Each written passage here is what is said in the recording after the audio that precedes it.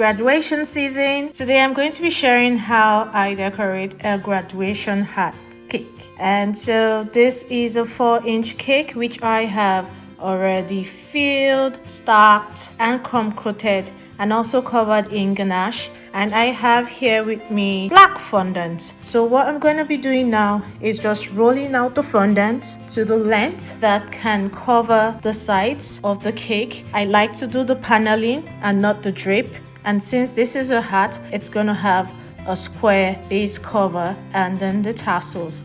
So what I'm going to do is just roll out the fondant and using the pan that I used to bake the cake. So this is for the top. This is the top of the top that's going to cover the cake. I can set it here. I'll just set it down and I will roll out the rest of the sides. To get the exact length I need, I'll have to measure the height, and you can see it's roughly about 4 inches tall. And since it's a 4-inch cake, I will need about 14 inches or less to wrap around it.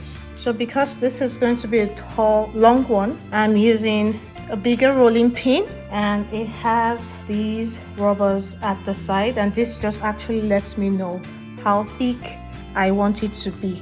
So the length of my mat is about 36 centimeters and that is about 22 inches. So what I'm just going to do is I'm going to roll it to the length of the mat. I'll move this away so it doesn't get into the way and just roll it. So I have a rough estimate of 4 inches and you can see this is more than what we need. So I've rolled it out and I'll just make sure that it's about 4 inches across. I'll cut a straight line which will help me at the base. So take this out, looking for 4 inches. So just eyeball it and take off the excess. Cut off the excess from the sides also. And then using some corn flour, the corn flour is going to help prevent it from sticking to itself.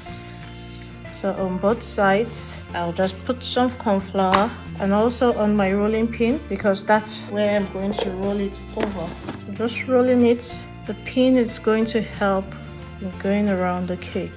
Now remember the circle we cut out at first? Now just place that on it. You can use this method to covering big cakes. This is my go-to method in covering cakes. So I intentionally did leave some out here, and with the fondant, this is why I said we need the rolling pin because it's going to really help us.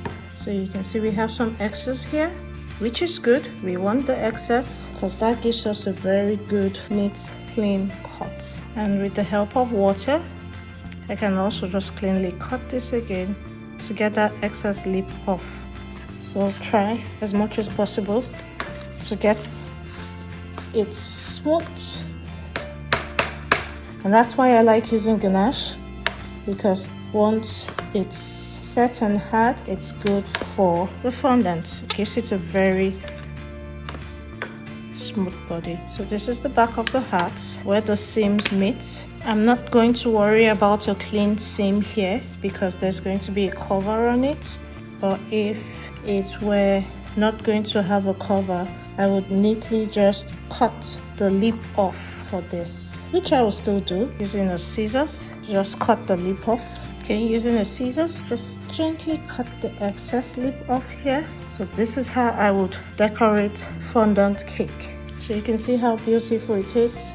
It's lovely. I can pick it up, show you what it looks like underneath, and it's the ganache that helps. The ganache covering helps you achieve such a really beautiful, so you can see really beautiful straight sides. Just do some smoothing here. Because this is a graduation hat, I had gone ahead to just cut a square and let it harden. So this has been hardening for 2 days now, and basically just putting this hat on it just like this. So the hat is going to be just like this, and we will be making the tassel now. Next, I am going to be making the graduation hat tassel, which is the hanging rope, and I'm using molds to achieve this. So this blue mold has a rope impression and the pink has the bottom of the tassel impression. I had earlier colored my fondants using Chef Master gold, which gives it this mustard looking color.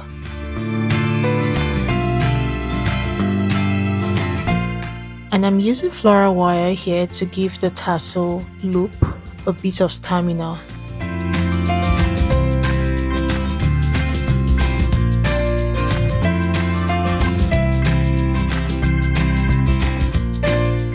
So just cutting off the excess fondant and trying as much as possible to make it look like a rope. The floral wire is supposed to give you support such that when you bend the tassel from the top of the grad hat, it wouldn't break or cut.